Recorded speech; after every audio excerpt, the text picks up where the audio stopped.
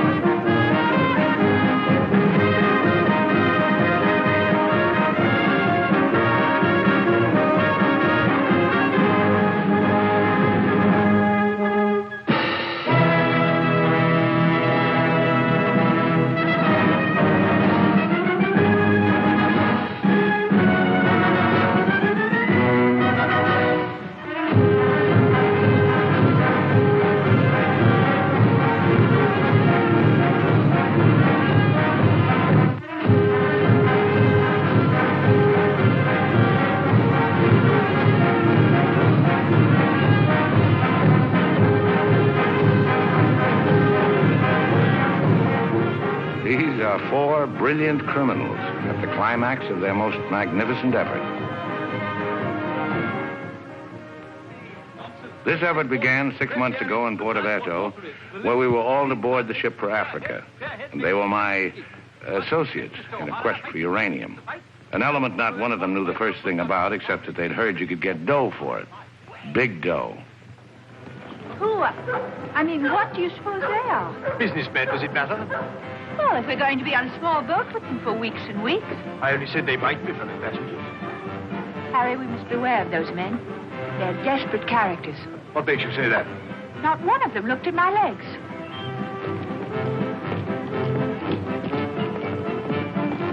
Good morning, Mrs. Janrother. Good morning, Billy Boy. Care to join us in a stroll? Turn up the liver, sweat out the toxins, help nature to help you? Wouldn't dream of it. Really, Billy, you mustn't be so offhand with Mr. Peterson. If I were to treat him with more than common politeness, he'd misunderstand and try to push me around. Mr. Peterson is a bully. Billy, Huh? Did you see this? That man in London has been killed. What man? Paul Van Meer, high-ranking official in the Colonial Office, was stabbed to death early this morning by an unknown assailant outside a club in Soho. This is the third crime of violence to occur in that vicinity within the past month. What is it, Billy?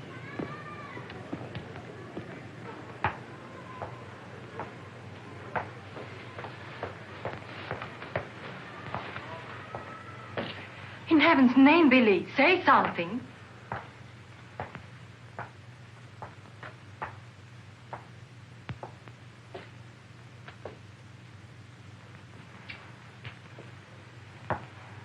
Understand, of course, that Peterson arranged this. It seems there's been a lot of violence around there lately. I don't pretend to be a fool. But look, Billy, this happened early Tuesday morning. We'd all left London well before that. What about Jack Ross? What about the galloping major? But I thought he only stayed behind to get that phone call from Mombasa, if it came through.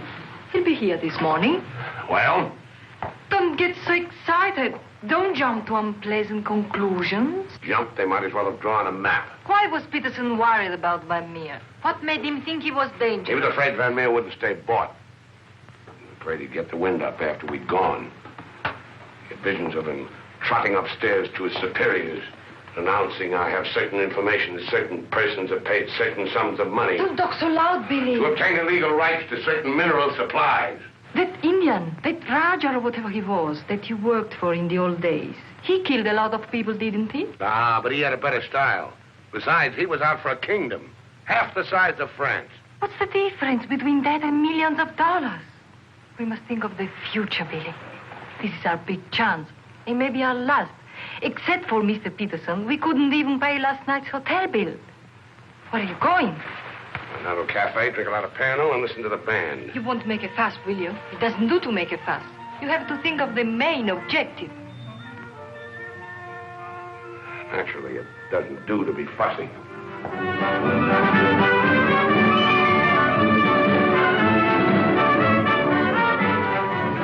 It's your move, Gwendolyn. Glasses.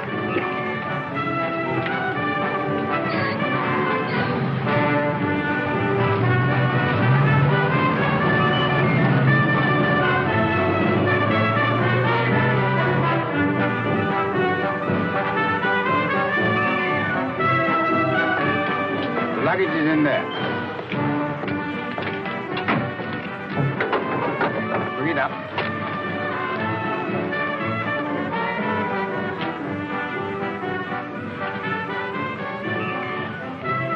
Harry, look, the desperados. Shh. Not quite now, Convict Billy. Hard liquor before noon. I'm celebrating. Celebrating what? The safe arrival of the Major. He came galloping in a minute ago looking tired but satisfied. I take it his mission was accomplished? Yes, well, it's getting on for lunchtime, gentlemen. I'll see you later, Billy. Your move, Gwendolyn. Gwendolyn, it's your move. Oh. Check. Last. Are you sailing on the Niagara? Africa bound. So are we. Oh, my name is Chelm. This is my wife. How do you do? My name's Dan How do you do? Are your friends sailing too? The whole kit and caboodle. You're a very mysterious group, I must say. Really, Gwendolyn? How so mysterious? Well, for one thing, you all appear to be of different nationalities. It's your move, Gwendolyn. Check. I have a theory about you and your friends. Correction. My associates. As a matter of fact, I think you're doctors. Evil ones, I mean. You're going to the heart of the jungle where human life is cheap to perform ghastly experiments which require the sacrifice of thousands on the altar of science. You must excuse my wife. She has a very lively imagination. Checkmate. I don't know how you expect me to play a decent game when you keep talking all the time. Harry's been all out of sorts today. Usually he's a wonderful loser. Good morning, Mr. Danrada. I bring you the captain's compliments, along with the sad news that the sailing of the SS Niagara has been postponed. Now, look here. This boat is most definitely scheduled to sail at 2400 hours. Scheduled, Mr. Chelm, but not, I fear, destined to do so. The fella gone, or is the captain drunk? Oh, of course the captain is drunk. But the real trouble is with the oil pump. Well, it's not good enough. Simply not good enough. Quite right, sir. But you're putting it too mildly. The present oil pump is no good at all. Well, how much delay does this mean? To locate, bargain for, purchase, and install a new one will require, I should say, more than a day, less than a fortnight. Utter, hopeless inefficiency. Probably it isn't the oil pump at all. Just making it an excuse to hang about and pick up extra cargo. Guns or opium? I wouldn't be surprised if she turns out to be a smuggler. What a miserable place to be stuck in. Squalid, fifth-rate port. Ever been in Forteventura before? No, I don't know this part of the world at all. Oh, I thought not. Otherwise, you wouldn't be so upset about staying. Magnificent country. Ruins to visit by moonlight, fine stretch of beach.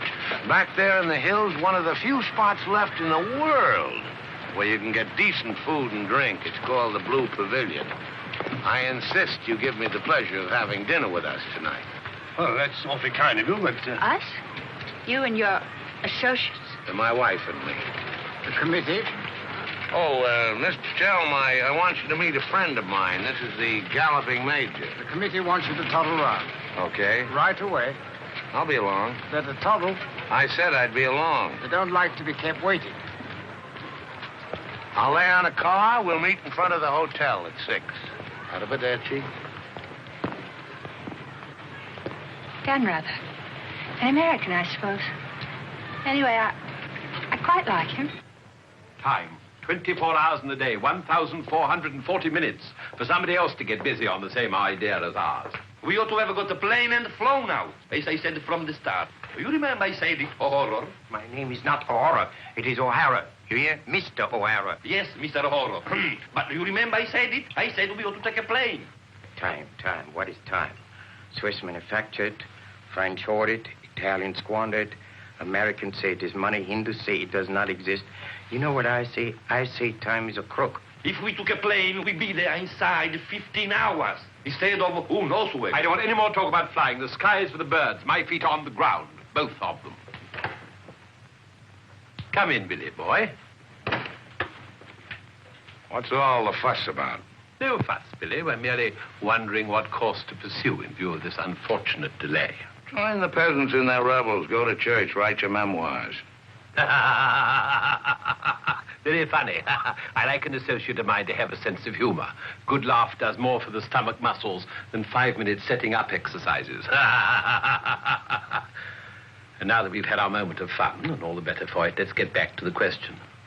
Doesn't this delay call for a cable to your friend in British East? Mustn't send cables. Can't you get it through your heads that the population down there has trained noses? They can smell a uranium deal like a cat smells fish. But aren't you afraid, Billy, that when our little party doesn't show up on the date you said, aren't you a teeny bit afraid that your friend might use this as an excuse to begin negotiations elsewhere?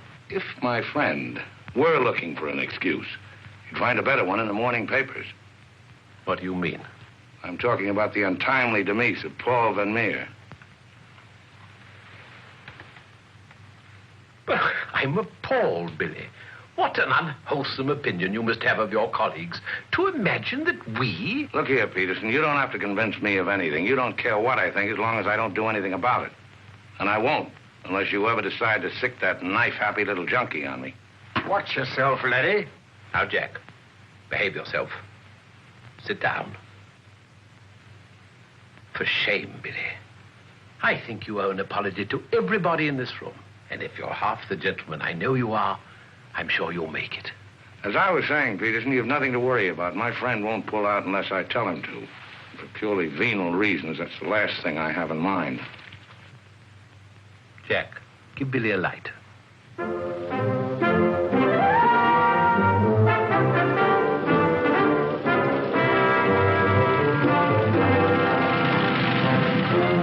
What a wonderful car. It looks as if it had won the Grand Prix d'Elegance many years ago. Oh, it did. It was built for Oraposo. You know, the bullfighter. He had it made this way so he could stand up and take bows. He only got one ride in it, bequeathed it to me on his deathbed. Well, here's to Oraposo. I hope you like champagne. You mean it's yours? Well, I gave it to my former chauffeur, the fat bandit in the front seat. Harry, look at that wonderful villa. Well, that was Bertie Crampton's. Oh, you mean Lord Crampton, in Gloucestershire. His family acres marched hand in hand with ours. Gloucestershire, the cathedral towns, trout fishing, garden parties. What a beautiful life. You know England well? Emotionally, I am English. I serve tea every afternoon with crumpets, and I've always kept up my subscription to Country Life and to Tetler. Trouble with England, it's all pomp and no circumstance. You're very wise to get out of it. Escape while you can. Well, I'd hardly describe myself as escaping. Simply so happened that a relative of mine, first cousin actually, who died recently, happened to be the owner of a coffee plantation. Africa's the place now. You talk about the diamond boys, the gold boys. They just skimmed a little off the top. Potential mineral wealth of Africa's hardly been scratched. Now, there is a villa. Big. Well, that's the Villa Capriccio, famed in song and story, a 3-star attraction in Baedeker. Well, whose is it? Well, the bank's on it now. It used to be mine. Yours? Yes, I brought old Charles over from Fouquet's. You know, the old Fouquet's, to run it for me. Then when I decided to pull up stakes, I bought him this restaurant we're going to. Least I could do to show my appreciation. Well, here we are. Charles! Charles! Wait here a minute while I rout old Charles out. He doesn't even know we're in this neck of the woods. Charles! Charles! He must think we're extraordinarily naive. Knew all those people. Owned that vast villa. Bought this place because he liked the fellow's cooking. What utter balderdash. Oh, perhaps he did. I beg leave to doubt it. Did you notice his wife? She seemed to be rather a sensitive little woman. Really embarrassed by all that rot. I am sorry, signore. As you see, we are closed. We do not open for another 2 months. Charles, what the devil's going on here? This place is falling to rack and ruin. The place is closed. We shall have to dine in the hotel after all. Monsieur Dan. Monsieur Dan. Madame, why did you not let me know you were coming? You did not say you were with Monsieur Dan. Nothing is close to Monsieur Dan. Good to see you again, Charles. It's been too long, Monsieur Dan, not since the night you left the villa. Remember your farewell party. I've tried ever since to forget it. Remember how in the morning we escorted you to the train with violins playing and everybody cried like when a king you love very much leaves this country. Aren't you dressed yet? Do I appear to be dressed? Do dress, do hurry. It's the most wonderful day. And Billy wants us to drive out and see his villa. His former villa. Obviously, I can't go. I've got a chill on my liver. What a miserable place to be ill. And you forgot to pack my hot water bottle. You packed it. Gwendolyn, I distinctly remember. Hello. Oh, hello. No, I'm afraid we can't. Harry has this wretched chill. Give me the telephone. Chelm here. Yes. Quite. Absolutely. A hot water bottle. That's very, very good of you, old boy. Look here, Dan, rather, would you mind very much if my wife went alone? She enjoys this sightseeing sort of stuff, you know. Splendid. Splendid. I'll send her along. You know, Gwendolyn, nowadays, one simply cannot afford to dismiss people just because they're not one's sort. One has to try and bridge the gulf. After all, it's a new world we're going into. One's got to take it as one finds it. Face it. Use it. Master it.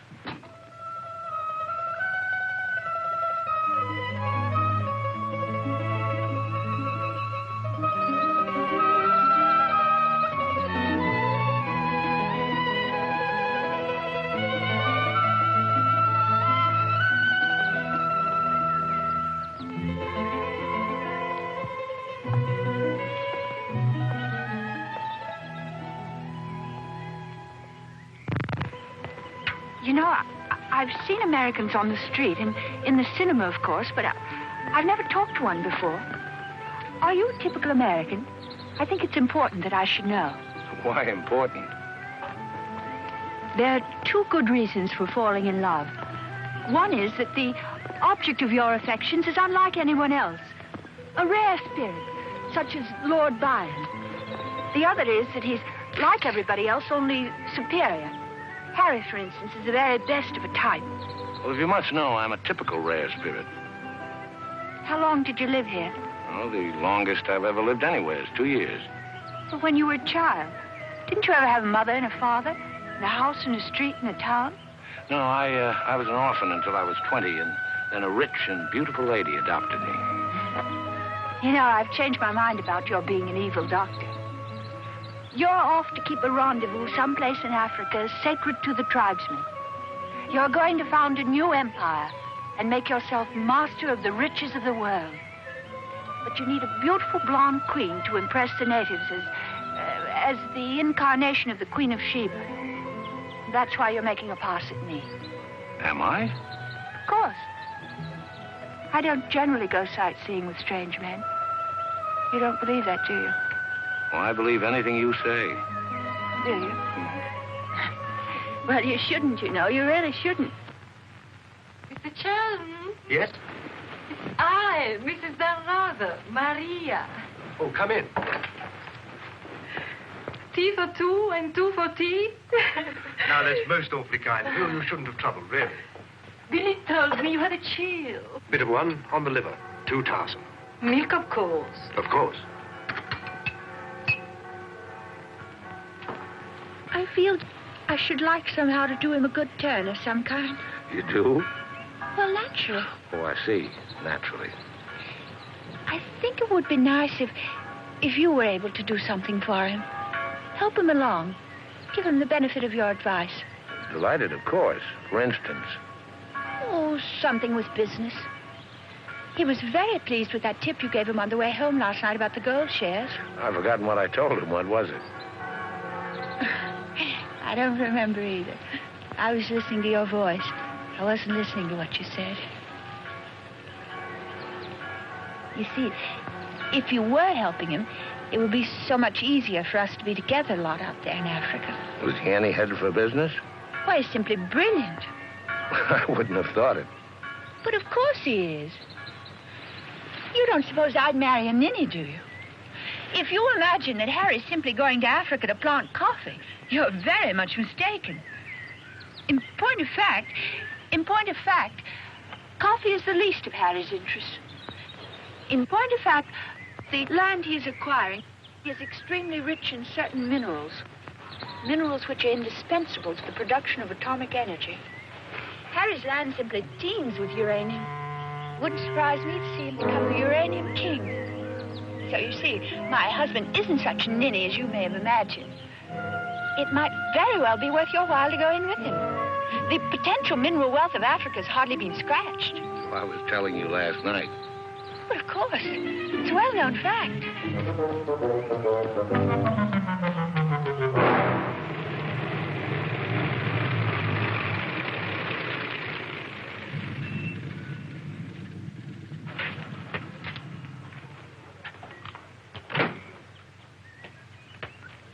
Billy boy. Had a happy day? Very. I'm so glad. What an attractive woman Mrs. Chelm is. Is that what you called me over to tell me? Who are the Chelms? They're English going out to British East. They have a coffee plantation. Any money in coffee? No, but there's a type of Englishman goes off to coffee plantations without caring whether there's any money in it or not.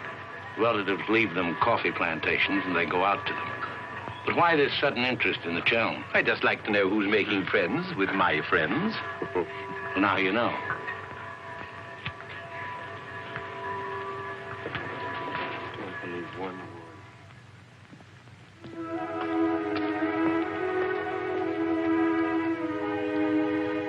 You know, if I ever leave you, it'll be for someone of the type of Harry Chelm. Well, bully for you. I suppose that type of Englishman is like a story I once heard. An English gardener in England was showing some Americans one of those wonderful English lawns. And of course, they wanted to know how to make a lawn like that. And this English gardener said... He said all you have to do is get some good grass and roll it every day for 600 years. I heard that story before you were born. Englishmen tell it when they're feeling down in the mouth. Just don't understand the Chelm type. You're not even listening. You never do. Someday I'll say goodbye and you won't hear that either. One day I shall really meet my type and run off with him. And you'll be simply amazed. That's possible. George Moore said, I learned it by heart years ago. He said that each great passion is the fruit of many fruitless years. Judge Moore was a very distinguished English writer, you know. Except that he was Irish. Cheer up, sugar. If I make $1 million on this deal, I'll buy you an old English lawn, one we can roll up and take with us.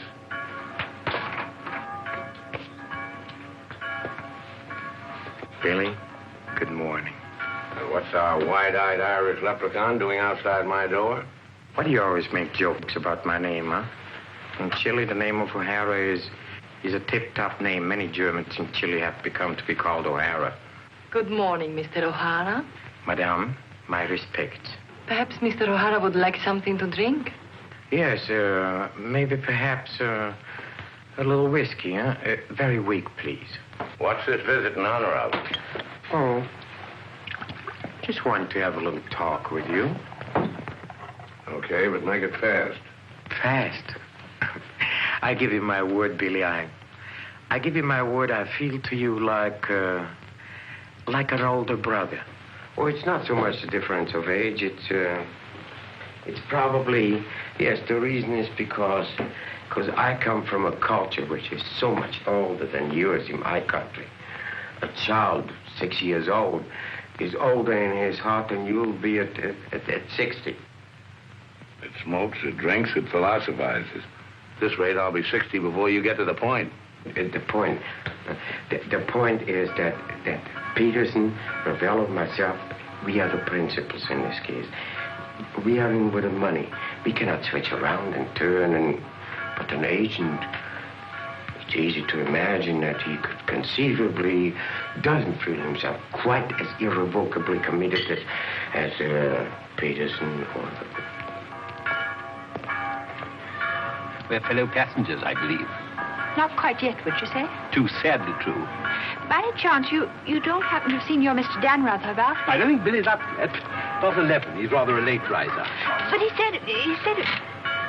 Well, anyway. I shouldn't put too much stock on what Billy says, particularly when he's had a few drinks. It's not that he means to break his word, he just forgets that he's given it. Charm and dependability so seldom go in one package. There are exceptions, of course. Your husband, I imagine, from his manner and behavior, is one. Oh, yes, very. Well, quite, I mean. I'm so looking forward to meeting your husband and having a chat about Africa. By all means. I understand he's in coffee? You make it sound like a total immersion. Part of Africa we're going to is due for some pretty important changes. In my opinion, things will be booming out there before you can say Jack Robinson. I do hope there won't be too many changes. It's completely unspoiled, I hear, with some of the loveliest scenery in the world.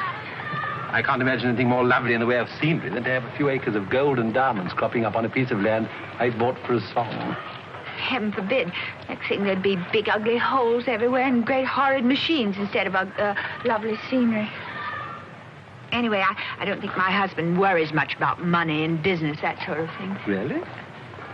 I mean, to appreciate my husband's point of view, one has to understand his background. Those lawns, hundreds of years in the making. Those immemorial elms. Those walls hung with family portraits. Generations of them. Those great echoing galleries where so much of English history is being made. Taxes must be terrific on a place like that. What would people like the Chelms care about taxes with their kind of money? I mean, when a family's been a power in the city of London for so long, one of the great financial families. Power in the city? You mean? Oh, yes, of course, one of those Chelms. I'm surprised you know about them at all. Very few people do. They prefer to work behind the scenes. I find it rather hard to believe that a man in your husband's position would go to Africa just for the coffee planting. You're very quick, aren't you? In point of fact, he isn't. In point of fact, he has a very special reason. So I suspected. It has to do with sin. Sin? Since the war, my husband has been almost exclusively concerned with spiritual values. He feels that if he can get away there, in the heart of Africa, he will come face to face with essentials. He wants to work out the problem of sin. Sin? Why, yes, of course. Isn't that what we're all most concerned with? Sin? Gwendolyn, what are you doing here? I thought we were supposed to meet on the beach. Harry, I want you to meet Mr... My name is Peterson. Been having the most delightful talk to your wife. She tells me you're interested in spiritual values. I myself am vastly Harry, concerned. we'd really better be going. You'll excuse us, Mr. Peterson? What have you been telling that man? Nothing, Harry. He got onto the subject of religion, and I just happened to mention that we usually go to church on Sunday. Billy, I think it is high time you take stock of yourself. Can you truthfully say about yourself, I, Billy Danreuter, have acted fairly and squarely to my associates, huh? But of course he can, Mr. O'Hara. Everybody knows Billy's the soul of honor. Shut up, sugar. Perhaps he's the soul of honor, and perhaps appearances are deceiving. You mind telling me what it is I'm supposed to have done? Nothing. It's your conduct. Your conduct doesn't... Your conduct does not inspire confidence, and confidence really is the most important necessity in an undertaking of our kind. One may be completely innocent, but if one's actions invite suspicion, one might as well be guilty. To be trustworthy is not more important than to seem to be trustworthy. Billy, have you done something you shouldn't have? Tell me, Billy. Tell me the truth. My conduct. Who do they think I am, their hired man? But you are, you know. You are the hired man. How good and kind of you to remind me. How good, how true, how kind.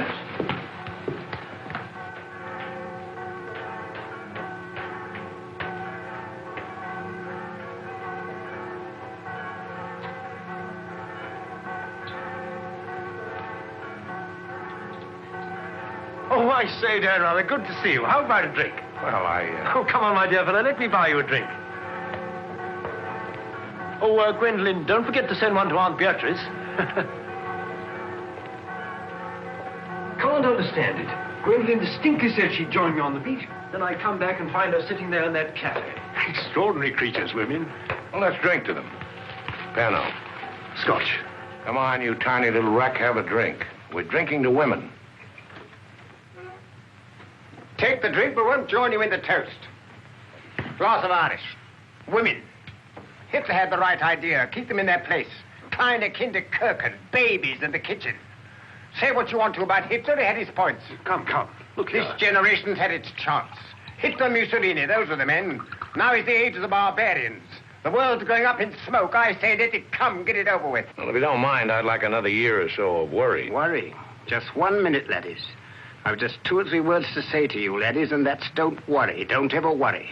I'm in a position to know secret information. The Rosicrucians, the Great White Brotherhood, the high secret orders. But you've no faith. You must have faith. Faith and power, secret power. Men who guard the trust from the deepest inside of the whatchamacallit. Mystic rulers, all one club, chained together by one purpose, one idea. Mankind's champions. Follow me, Billy? Oh, why, of course. This generation's had its chance. Hitler, Mussolini. I can't stand here and permit you... Are you interrupting me? Relax, Jack. Have another drink. I simply want to state that things don't happen to be what certain people imagine. An officer may find himself strapped for money, and he may undertake certain things which in other circumstances, no. Absolutely no. Absolutely. Absolutely no. In the old days, I should have simply told people of your ilk to buy their own drinks. Poor old Jack. I'll teach you. I'll teach you to insult an ex-officer of the Indian Army. Well, are you yellow? The bar. You're Major Ross? Right. Ross here. Right. Right again. Come along, the committee. Saved by the bell. I've never heard such rot in my life. Sin. Oh, sin. All I could do was to keep a straight face. No, I'm certain of it now. These are 2 very clever and dangerous antagonists. Sit here and help me close. But how could they possibly know what we're up to? Great interests like the Chelms have ways and means. Yes, and I'm convinced they're out to get us even before we get started. We must get ahead of them. Time has entered the picture in a new way. Never forget the time factor, gentlemen. It always enters the picture in the end. I'm sending a cable to London. I want full information on those Chelm interests. British Africa, too. Check up on his interest there. Every time the plane lands, I'll try and reach you by telephone. Keep me informed of the latest development. Dan Reuter, that lying, swinish, rum-swilling double-crosser. What pleasure it would give. No, you can't at the moment. We need him. Right now, we need that swinish, lying double... Did I hear my name? Rub-a-dub-dub. 3 men in a tub. Tub? Oh. Been a change of plan, Billy boy. You and I are leaving for Africa. How's that? You and I are flying to Africa by the next plane. Oh, what's happened, Peters? Must be something important to get you on a plane. Perfectly simple, Billy boy. The trouble with the oil pump and the general uncertainty about when the Nyanga will sail forces me to sacrifice my personal comfort. I prefer to fly rather than run the risk of arriving too late. Well, there's also such a thing as arriving too early. What do you mean by that? Well, the land doesn't come up for auction for a couple of weeks. My friend can't make his move until then. If we sit around British East all that time, somebody's going to start wondering who we are and ask questions.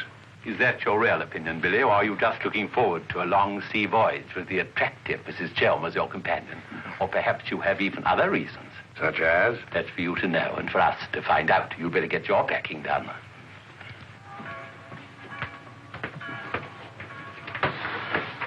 Billy? Where are you going? Off to Africa, flying. Just like that? Weren't you even going to kiss me goodbye?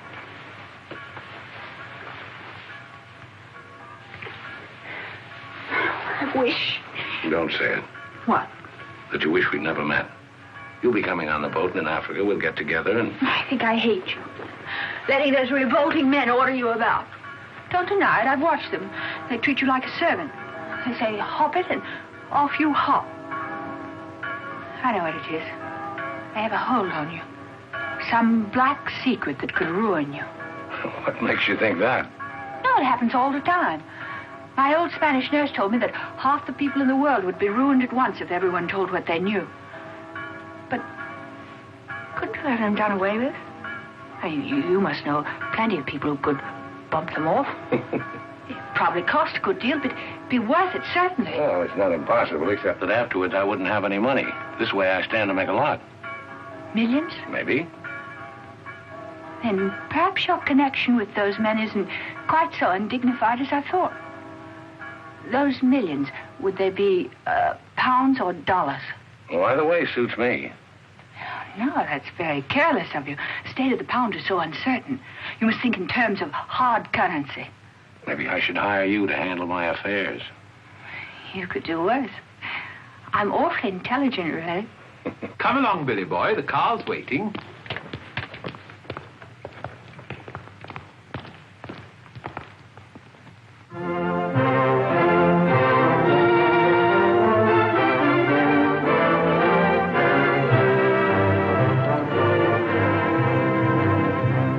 Can't get faster than this, we'll miss the plane. Press on! Press on!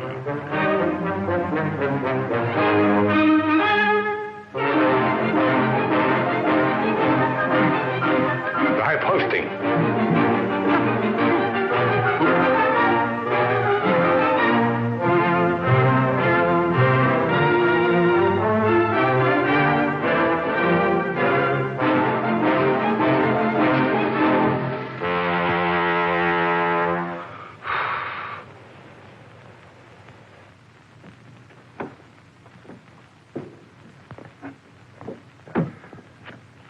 Bisogna spingere.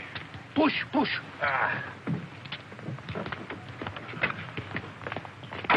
Come on. 1, 2,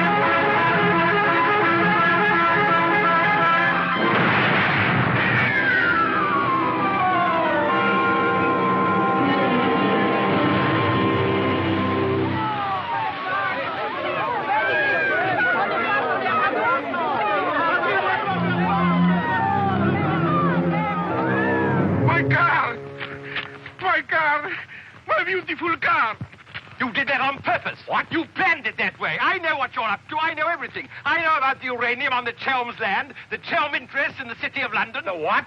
You heard me, the Chelm interest. I take it your information comes from a reliable source. It does, from Mrs. Chelm herself, in fact. Ah, magnificent. Simply magnificent. You must pay me back for the loss of my beautiful car. If you weren't a benighted jackass, if you could see as far as you could spit, you'd know there's no such thing as a Chelm interest. You'll have to do better than that, Mr. Danrother. Very much better than that. Don't believe me. Check with London. If you find out he's anything more than a down-at-heel Gloucestershire squire, you can have my services for nothing. You mean Mrs. Chelm is an unqualified liar? Well, let's say she uses her imagination rather than her memory. You will make restitution with no Mr. Dan, either the money or a new car. Why, you fat bandit, I gave you the car in the first place. How I came by it is beside the point. The fact you gave it to me doesn't make it any the less mine. Shut up. That's right. Threaten me. It is not enough that you destroy my beautiful car. Now you... my beautiful car!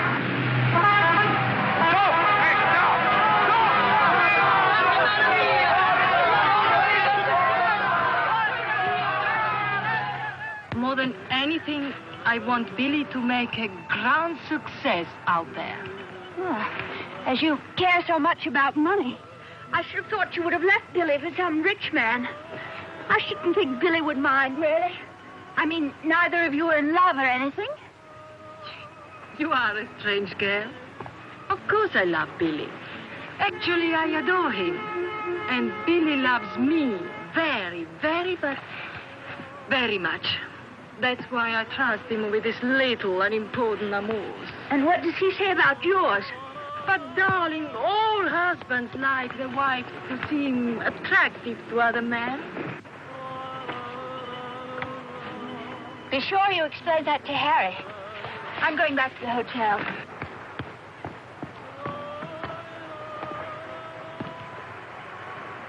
This is Dan Rubber, Maria. I'm afraid, I have some shocking news for you. The boat is not going at all? There's been a terrible accident. Your husband's car drove over a cliff. The people on the bus saw it fall into the sea. It seems almost certain that... What is it? What are you trying to say? He's saying that Billy is dead. It's become necessary to redistribute the stock in our company. Stock. What good is the stock now? We can't deal with the Rada's friend. Not without Arada. All the effort, the money, everything went over the cliff with that car. Ravello, you forget the English are very sentimental people. I tell you, there is nothing that Billy's friend will not do for his widow. And in black, she's a very touching figure. Poor Maria, you really have had a wretched time of it. You are very understanding.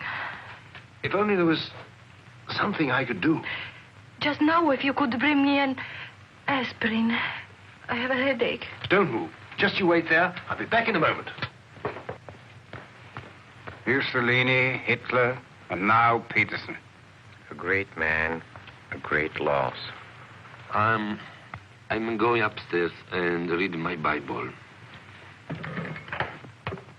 Why all the gloom? Maria has a headache. What's the matter with you? Go away.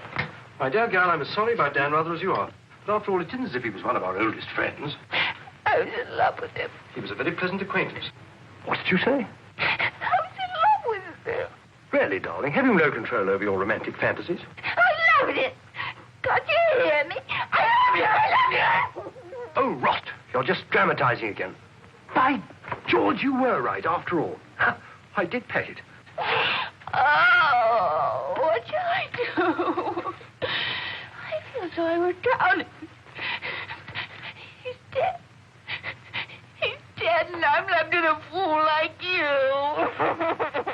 I tell you what to do. Have a bit of shut-eye. You wake up in an hour feeling your real self again, and there'll be no more silly stories about falling for a middle-aged roustabout. So? Oh, please go away. I'll just take these to Maria.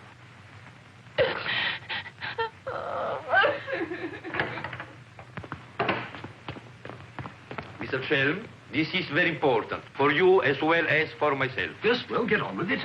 There is now an opportunity for you to secure enormous profits with virtually no risk.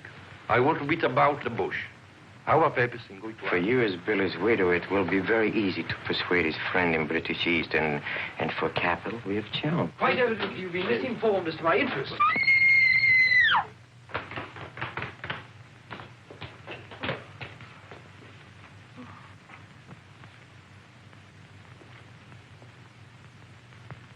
What's the matter with all of you? Somebody dead? Car, it went over a cliff. We thought you'd both been killed. Dan, rather, I'm delighted to see you're alive, but your wife is in a fainting condition. You mean you're not dead at all?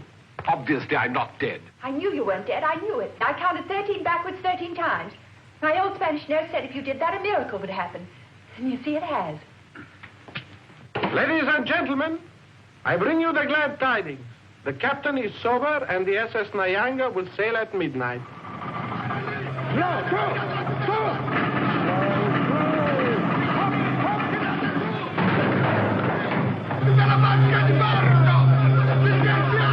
I can't see it anywhere. What can have happened to it? My dispatch box, where is it? A black tin box this size. What have you done with it? Guardi che la sua valigia gliel'ho messa in cabina. I told you to take the most particular care of it. I shall not go on board till my dispatch box has been found. Having trouble, Chell? I think that I can't cope with myself, thank you. È la seconda volta che glielo dico. La valigia gliel'ho messa in cabina, è inutile che insiste con me. Says he put it in your cabin, whatever it is. Idiot! Why didn't he say so in the first place? Say, look. What's happened to Harry? He's been giving me the fisheye all evening. Oh? What is it? Perhaps it's because when I thought you were dead, I told him I was in love with you. You what?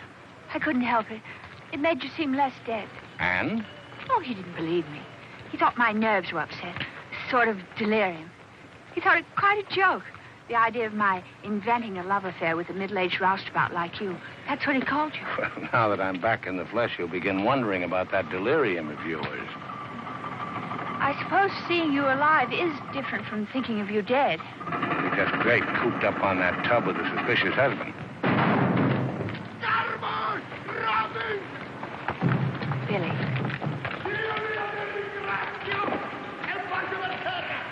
Let's not go.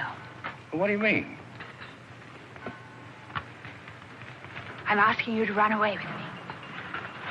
Now. What about the millions in hard currency? What's happened to you? I thought you were my shrewd little manager. I've changed my point of view. I thought we'd get to Africa and you'd make your fortune and everything be wonderful, but now I think it's all too risky. Too many things can happen. I want us to cut and run for it right now. You really mean that? With all my heart. Oh, no, that's impossible. Why? Well, for one thing, Mrs. Danrother might not go for the idea. She's not quite as sophisticated as you are. Please, Billy, listen to me. I've thought it all out. We'll take the bus and catch an express for somewhere. The shot's not on the table. You're not in love the way I am. If I loved you 1,000 times more than you say you love me, it still wouldn't make any difference. I've got to have money. Doctor's orders are that I must have a lot of money. Otherwise, I become dull, listless, and have trouble with my complexion. But you're not like that now, and you haven't any money. It's my expectations that hold me together. You really mean that, don't you, darling? Sure, I mean it. And your main reason for wanting lots of money is so that you'll be ever so attractive and I'll love you more and more. That's right, baby. I'll help you, Billy. I can, too. I'm something of a witch. My old Spanish nurse said I could have been a professional. Don't look now, but they're raising the gangway.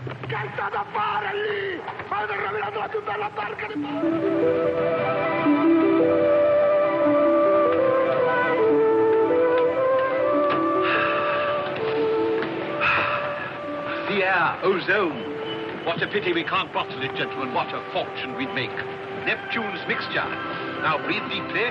Remember, every breath is a guinea in the bank of health.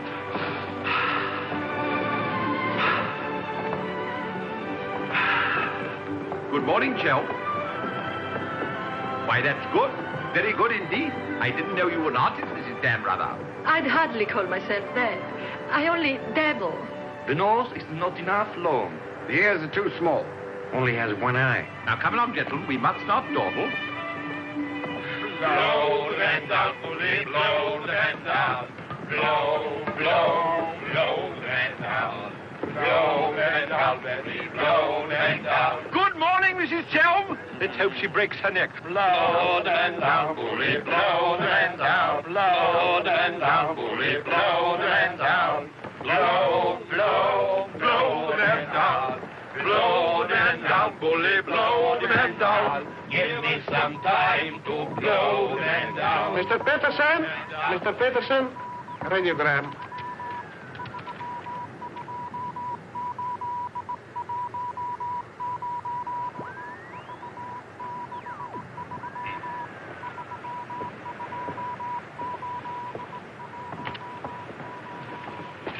No Chelm Estate, Gloucestershire. Stop. No Linda Gentry Chelms. What do you make of that? He's not a Gloucestershire squire. Like Billy said. Just as I was beginning to take Billy at his face value. But if he's not what Billy said, then what is he? We are at sea again, gentlemen, in more ways than one. Mystery, more mystery. Billy is a liar. Heaven only knows what Chelm is. CID, maybe. You borrowed my thought. What to do? What to do? The time has come for direct action. You remember last night when we came on board? The fuss he was making about his dispatch box?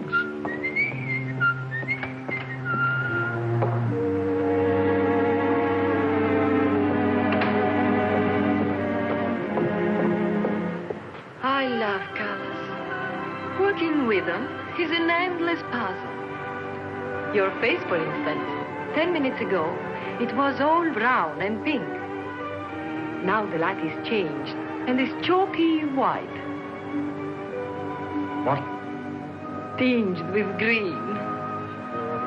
Green?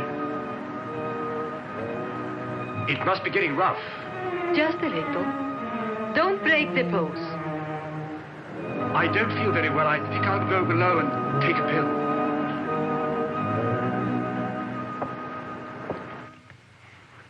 It's incredible. Harry Chelm is just Harry Chelm. nothing, nobody, a ruddy refugee from Earl's Court. With a hot bottle. Look.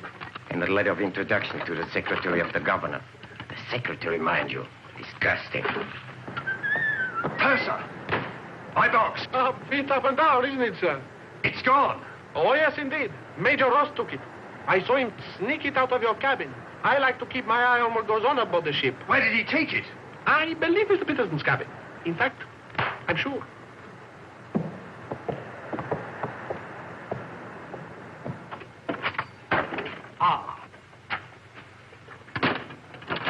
And now may I ask what explanation you have to offer?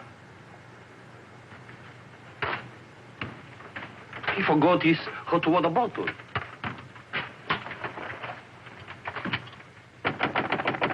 Billy. Come in. Billy, have you heard what's happened? I've seen the paper in days. It's not funny. They've stolen Harry's dispatch box. Who stole his dispatch box? That dreadful little major. He took it to Peterson. They went through it. It's all your fault. I suppose you know that. My fault? Well, the poppycock you've been peddling, all that junk about the Chelm interest in London, uranium on your land. Well, in a way, you're the one to blame. I'm the... I mean, you acted so superior. I was falling in love with you, and I couldn't bear it for you to think I was just a nobody. Married to the son of a boarding house in Earl's Court. The son of a what? A boarding house. That's what Harry's parents do. They run a boarding house for decayed gentlefolk.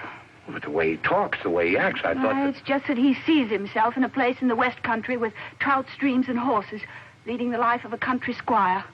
It's not his fault if people take it for granted that he has a place like that. He's never once said that he had. Well, country gent, son of a boarding house or whatever he is. I suppose I'd better get his box back. Oh, he got it back himself. Well, then there's no harm done. Except that Harry's gone to the captain.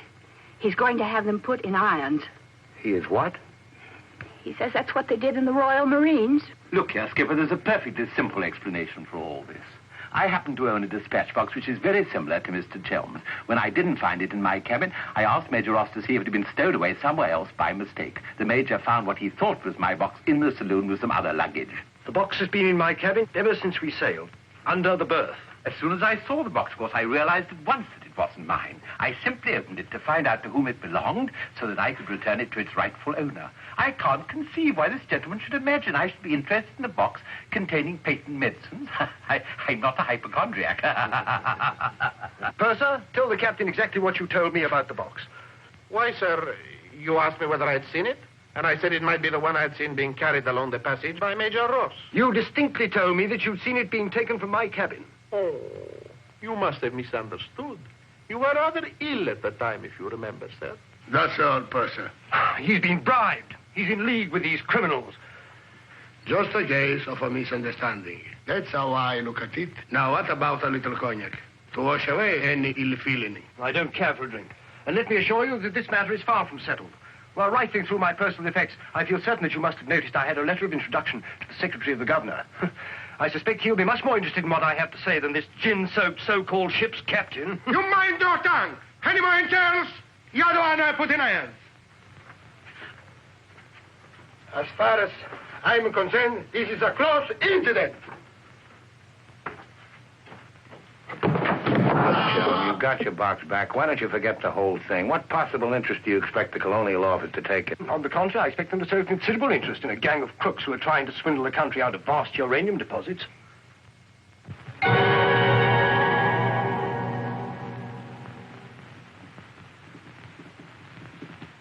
Just one moment, sir. What leads you to believe? This gentleman obviously hasn't seen fit to inform you that during your supposed demise, he attempted to lure me into your nefarious venture. Unfortunately for you, he acquainted me with all the pertinent facts. Facts which I intend to communicate to the proper authority at the very earliest opportunity. I thought you were dead. That's what they told me. Everyone told me you were dead. And if you were dead, we head to a fresh capital. Didn't we? You, Ravello, my own partner, sneak up behind my back and try to cheat me. The milk's spilt. It's no good crying over it. Get after him, Billy. Calm him down. Talk to him. See if you can't get him to change his attitude. I'll try, but I don't think it'll do any good. I don't know why we have to worry about Chelm's attitude. Talk's no good. Conversation never convinced anybody. I say put an end to words. Shut up, Jack. Time factor has entered the picture again. This time, fortunately, it's working on our side.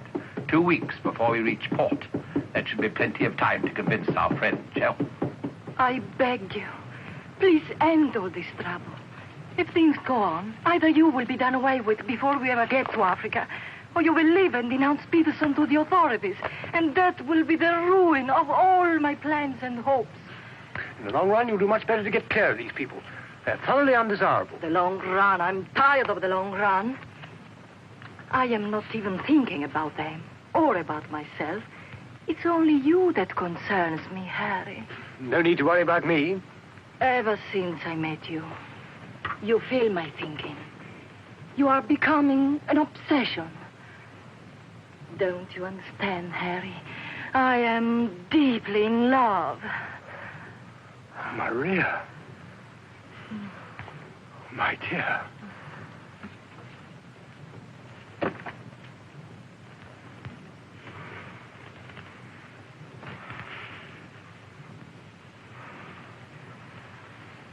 Only you could make a woman feel like this. All I want is to be in your arms, now and always. You forget I'm going to be done away with. Oh, no. It will be easy to arrange. What you must do is this. You will write me a letter. A love letter. You will tell me that you cannot denounce Peterson, because then I will suffer too. Because you love me so much, you cannot bear to hurt me. Such a letter they will believe if I show it to them. My dear girl, you must see that this is quite out of the question. I don't propose to make compromises. Not compromises, Harry, darling. But you can see if you cause trouble, the whole of our plans, my plans, you would not want to make the innocent suffer. It would be much better if you don't interfere, Maria. I must handle this as I see fit. Then you intend to go ahead with this business, tell stories and ruin everything? It will be much better if you cut loose from these people. No happiness can come from such an association. Harry, I'm asking you not to do this. Please, write a letter. Then there will be no trouble for you, no trouble for us, no risk when we get to Africa. I'm sorry, my dear. We English are a very pig-headed lot. You think you can get away with this? But Maria, my dear good Maria, listen. First you made love to me. Now you tell me you will ruin me. You'll forgive me, but it was you who made... Oh, shut your trap. Go on, do what you like. You think you're such a brave man. I'll tell you what you are. You are a heel. Huh. What the blazes now? What's happening? What's going on here? The oil pump's on the blink. The electricity's failed. Utter folly. A ship lying in darkness this way, we might well be rammed at any minute. I'll tend to this myself. Which way is the engine room? The passengers are not... I'm sure your chief engineer will welcome the advice of an ex-officer of the Royal Marines.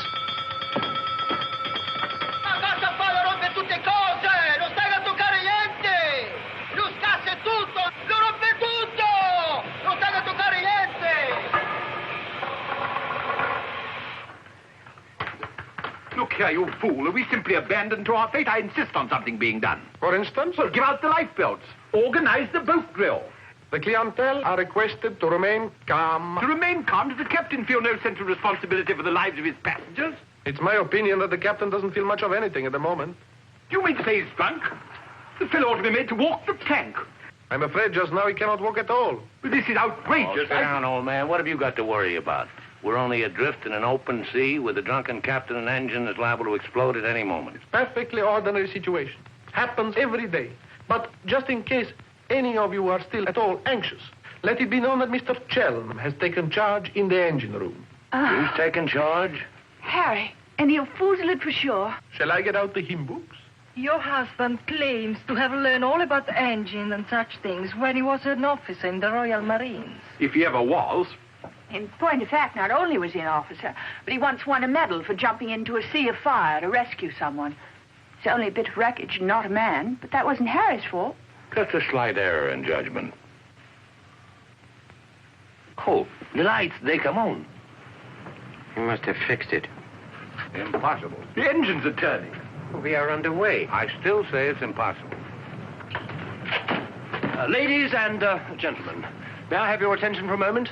I'm happy to inform you that the oil pump is now in perfect working condition.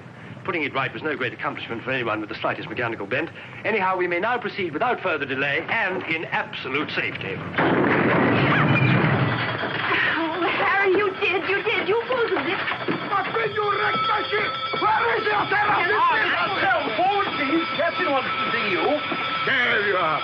You devil! You wrecked my beautiful ship! Nothing of the sort. Some scallywag down there sabotaged my work out of pure malice. You explode my engine! Keep your head down. Let's all behave like little gentlemen. I don't understand, Mother. I can handle the brute. What's happened now? Do we get the life of bail? Do we abandon the ship? There's no immediate danger. The passengers were pleased to return to the saloon. We're heading for the nearest port, and there seems to be some chance of our making it. Let's go. Come along. Now, who was last down? Last. Billy boy, be a good fellow and make a port the bridge. The Major has no head for cards. A few rubbers will soothe all our nerves. Oh, thank you. I'll soothe mine with a double scotch. In fact, I think I'll make it a triple. No ice, no water. Right, sir. How about you, dear Mrs. Dadbrother? Little bridge? Oh, so sorry. I have the most fearful headache. I think I'll go to my cabin. Oh, what a shame. Well, boys, we'll have to make it cutthroat. What about Harry here? Maybe he'll take a hand. That, under the circumstances, is a most unsuitable suggestion. Gwendolen, I must ask you to either move to another table or else leave the saloon. Harry, for heaven's sake. I don't care for my wife to associate with an associate of criminals. Don't be absurd. Billy's not a criminal. He's the best friend we have on this boat. We're not in need of such friends. You need any friends you can get. The only thing standing between you and a watery grave is your wits. That's not my idea of adequate protection. Purser, how much longer before this ship reaches port? If we ever do get to port, it should be within 14 or 15 hours. That's a long time. Sit down, make yourself comfortable, have a drink. Enjoy the Major's piano recital. Come on, Peterson, buy us a drink. I'm afraid I can't accept hospitality from persons who I intend in a few hours' time to denounce in a place of justice. 2 spades. I admire your sang-froid, Mr. Peterson. Or perhaps you don't think I'm serious. We shall see. 3 clubs. Gwendolen, are you going to do as I say? Not when you speak to me in that tone. Not when you try to order me about. In that case... Where are you going? On deck, where the air is less polluted.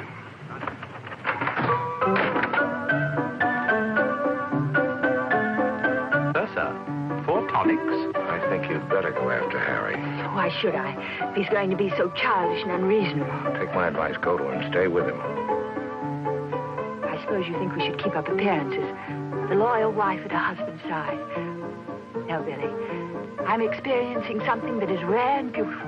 And I shall not deny it, either by word or by deed. I love you. Let the whole world know it. I love you, I love you. Yeah, well, keeping up appearances isn't exactly what I meant. Then why do you want to send me tagging after Harry? He's being such a deadly bore tonight. Deadly, but not dead, not yet. What do you mean? They killed one man just because they thought he might try to get in their way. Now, Handsome Harry here is certain to blow the whole thing wide open. They killed a man? Really? Who? Just a man. Well, for all Harry's being too tiresome and my loving you to distraction, I still wouldn't want to see him done in. He has some perfectly darling traits, really. I mean, like always remembering one's birthdays. No, we simply mustn't let anybody murder Harry. Well, keep him in your cabin. Never let him out of your sight. Keep him under lock and key. Oh, Billy, that awful music. It's so loud. It comes right into our cabin. Peterson, tell the Major to soft pedal it. And while he's about it, he might change the tune. Oh, don't you like it? It's one of my favorites. I'm afraid he doesn't know any others. Do you, Jack?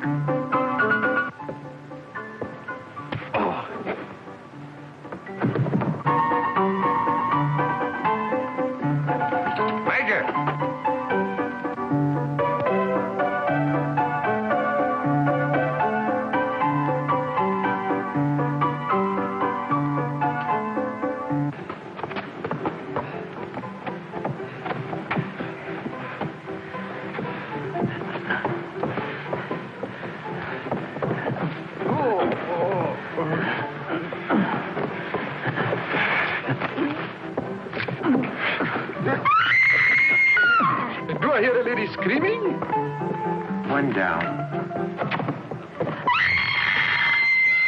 Captain! Captain!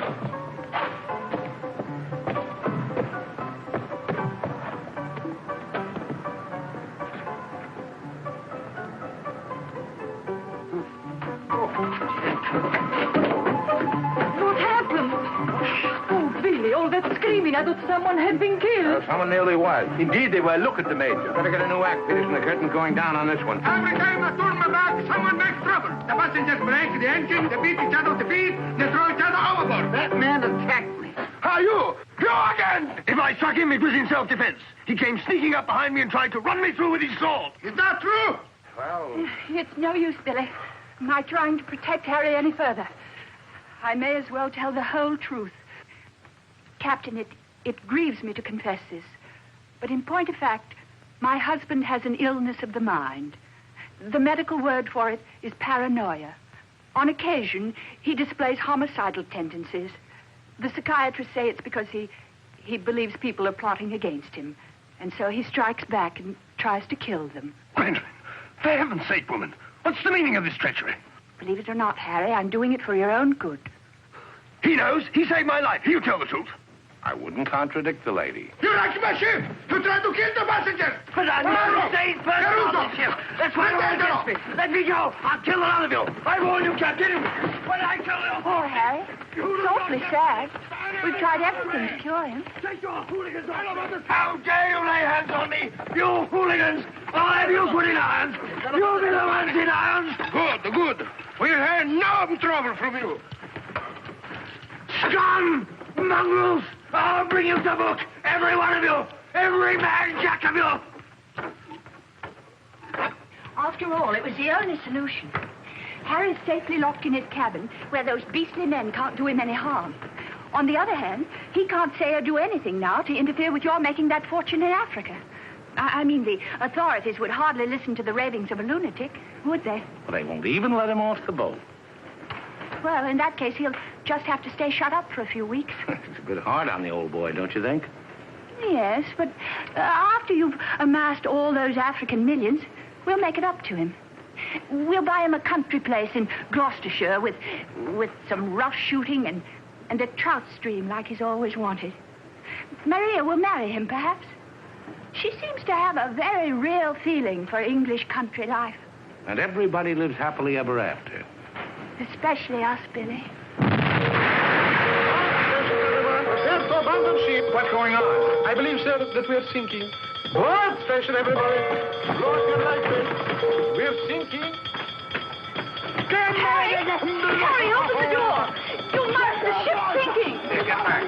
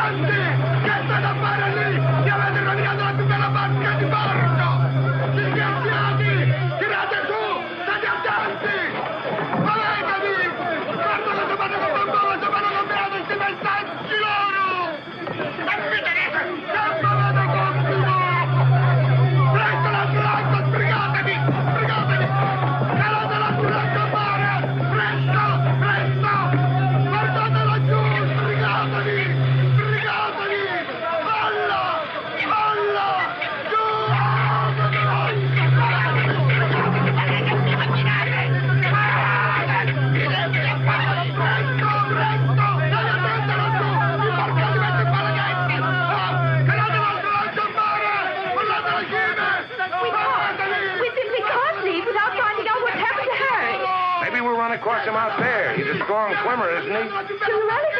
I don't say we will, but it's possible. Anything's possible.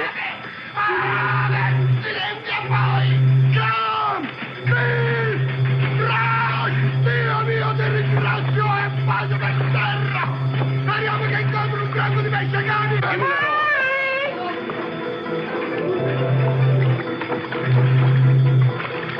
Harry!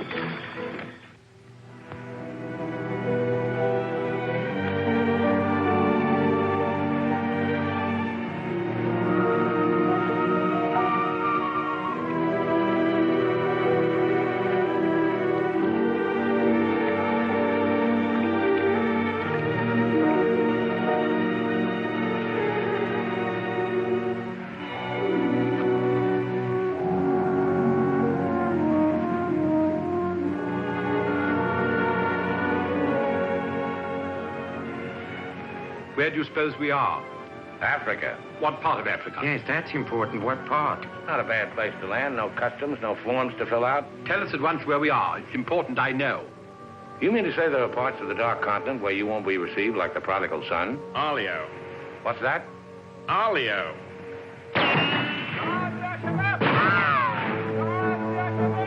Better get down, everybody. Oddio, mamma mia! Arabs! Oddio, mamma mia! Get rid of your passports, boys.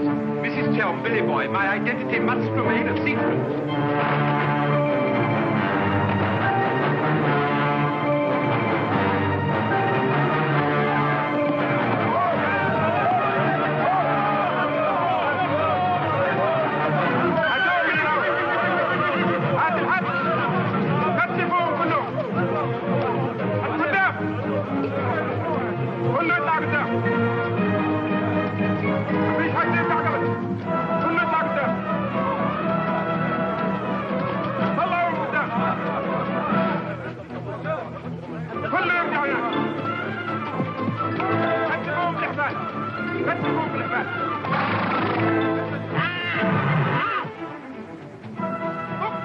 Olio, what's that? It was a company that sold arms to the Arab legions.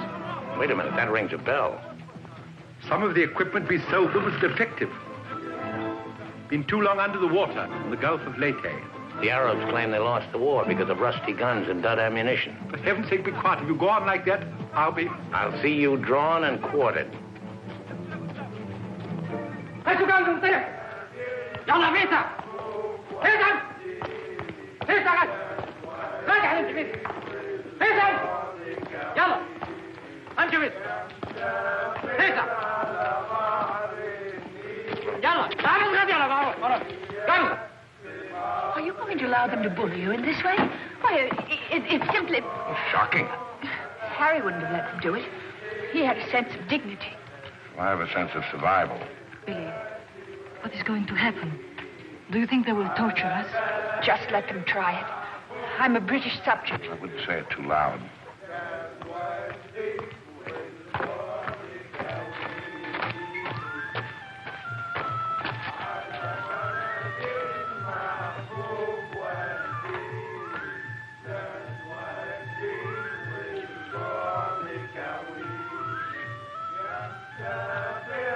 We shipwreck. Big boat, go down. Bottom ocean. We take little boat. Row all day, row all night. Savvy? There's only one way to deal with these swine. Walk up to them and kick them in the belly. Show them who's boss right away. We sight land. Your land. Praise Allah. Come ashore. Suddenly, boom, boom, boom. No good way to treat shipwrecked people. You will please to hand over your passports.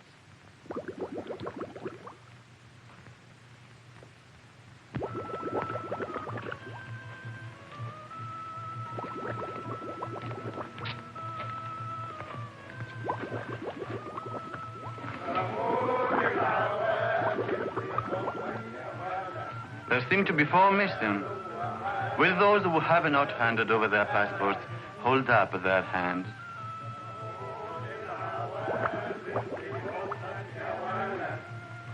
All left on board ship, Your Excellency. A terrifying experience. An incompetent crew, a burning ship, put overboard in a small boat at dead of night. What was the name of the vessel? The SS Nyanga. She's a Portuguese ship. I will investigate whether such a ship has been reported lost at sea. Well, does it stand to reason, Your Excellency, we should come to this shore in a small boat if we'd not been shipwrecked? Our country is in a state of unrest. Oh, I am sorry. Agents of certain foreign governments sometimes try to enter it by stealth, hoping to fan the flames of revolution. Therefore, we check carefully on the activities of strangers. But surely, Your Excellency, in our case, one look is sufficient to convince you of our innocence.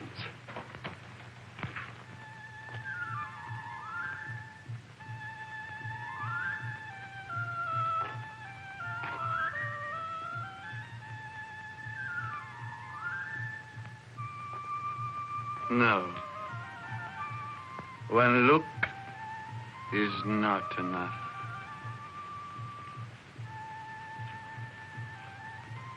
If you think we're the enemies of your country, the logical thing is to boot us out. Send us packing by the first available boat or train. We shan't object. We've got important business elsewhere. Where is elsewhere? Central Africa. And what sort of a business? Vacuum cleaners, sewing machines. Ah, yes. Businessmen. All going to Central Africa to sell vacuum cleaners. Hat to hat, I suppose. And you, sir, I take it, are the head salesman, the ringleader of this group. Oh, no group. We met for the first time on board ship. Complete strangers to one another. Liar! The others all look at you each time I ask a question. I am a keen observer. You four are together. Oh, no, my fat-gutted friend. I'm not the illiterate, simple-minded native you're fool enough to take me for. I am a great man, a serious man. I spit on you, too. I spit on you and all your life. Off to the wrong start, Peterson. There's only one way to deal with these swine! Swine! You'd better be careful. My husband, my late husband, who was drowned in the Niagara disaster, happened to be one of the most important figures in the British government, Sir Harry Chelm. In point of fact, we had letters from the Prime Minister and the Queen telling everybody to be particularly courteous to us and our friends. So you see, if any harm befalls us at your hands, it will become a major international incident. Would you instruct that one that in my country a female's lips may move, but her words are not heard? Harry. If only you were here. And now, sir, you will stop abusing my intelligence and tell me who you really are and what is your actual purpose in being here. I'm a sick man. I've got a bad heart. I mustn't talk anymore. You refuse to answer. Well, that is interesting. It makes of it a contest in a game at which we excel. We of this country have had 4,000 years' experience in asking questions and getting answers. Who are you? Why are you here? Don't hit me again. My heart. I have an attack.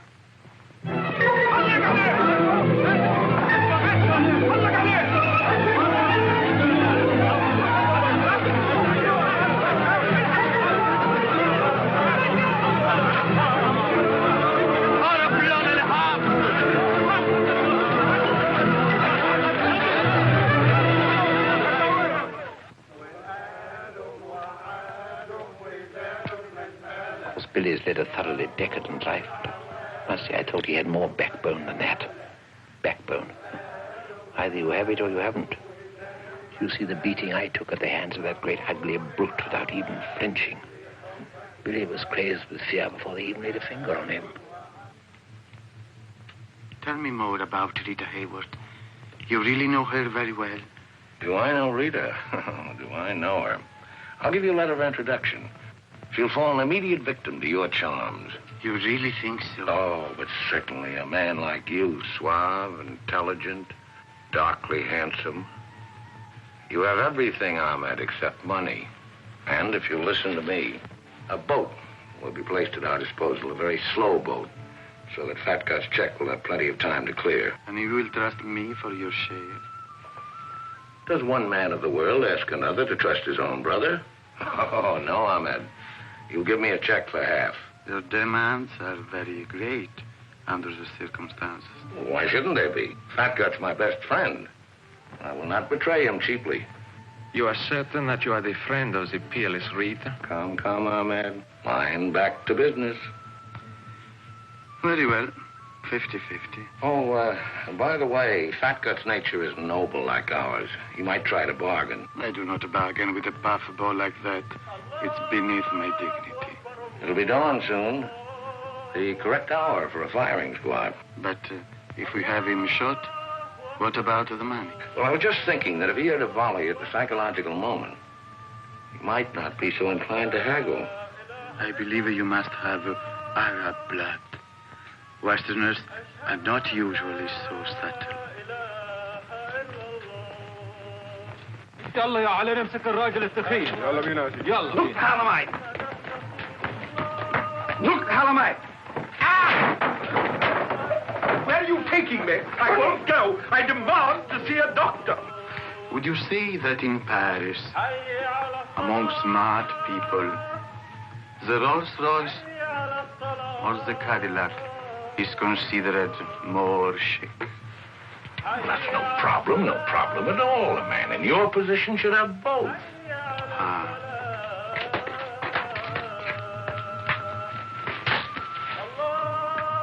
Mr. Donnerather, I believe, would like a word with you.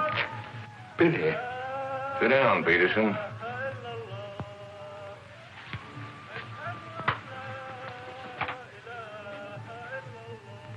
I've been talking to Ahmed here, and he's made the phone.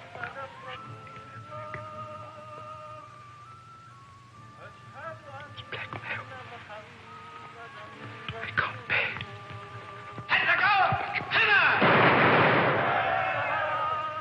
What was that? Firing squad. It's execution day. Will he take a check?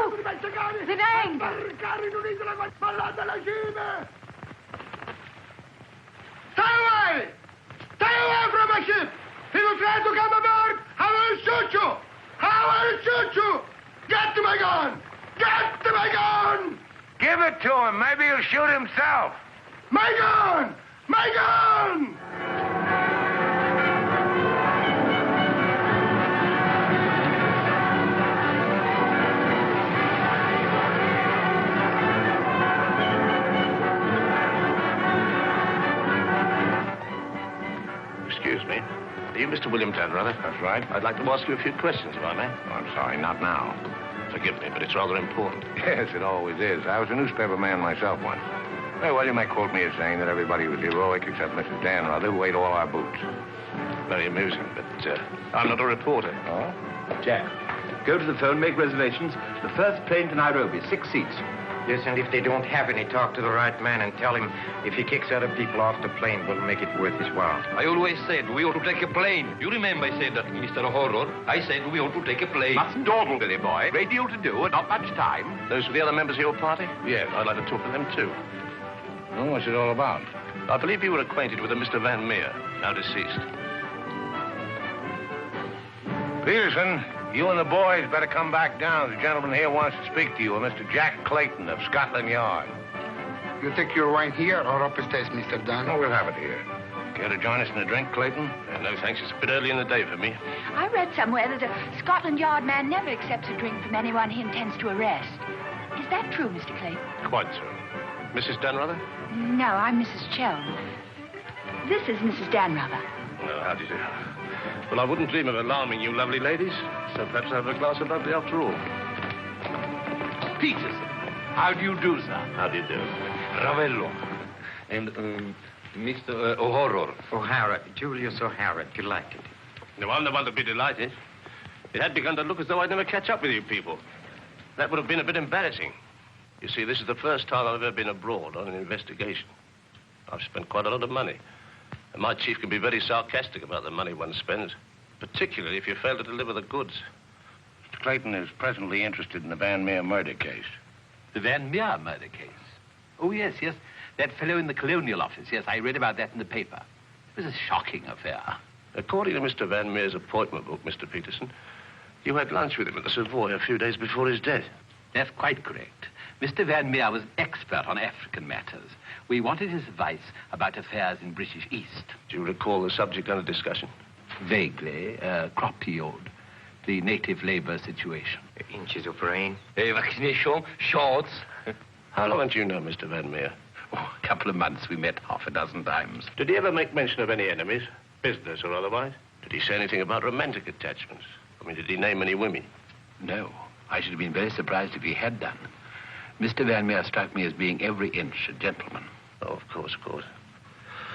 Well, that's all. Unless somebody has anything further to add. I have. I think you ought to know that the business of one of these businessmen is murder. I beg your pardon. Major Ross, I mean.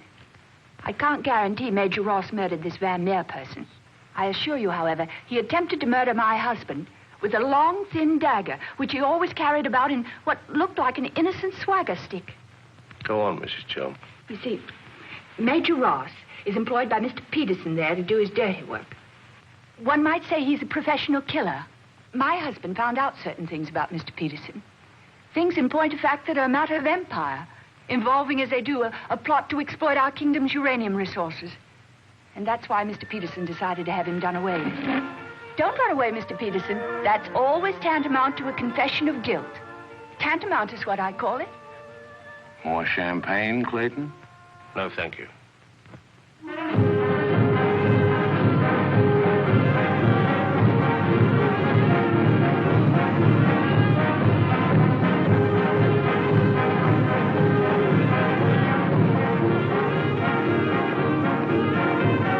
As I said before, very smart fellows indeed. Should you ever think of me in Earl's Court, that's where I'll be, helping Harry's parents with the lodgers. Should you ever think of me, try not to let it be too harshly. You kiss her too, Billy, and tell her she's forgiven. Sure. Goodbye, Billy. Bye.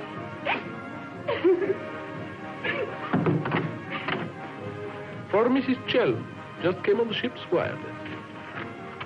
Oh, by the way, Mr. Danrada, do you know that your associates are all in the Hoosgow? Oh, not that I'm a bit surprised. I put them down as thoroughly bad characters, right off the bat. But then there are so many bad characters nowadays. Take mine, for instance. Harry! He's alive!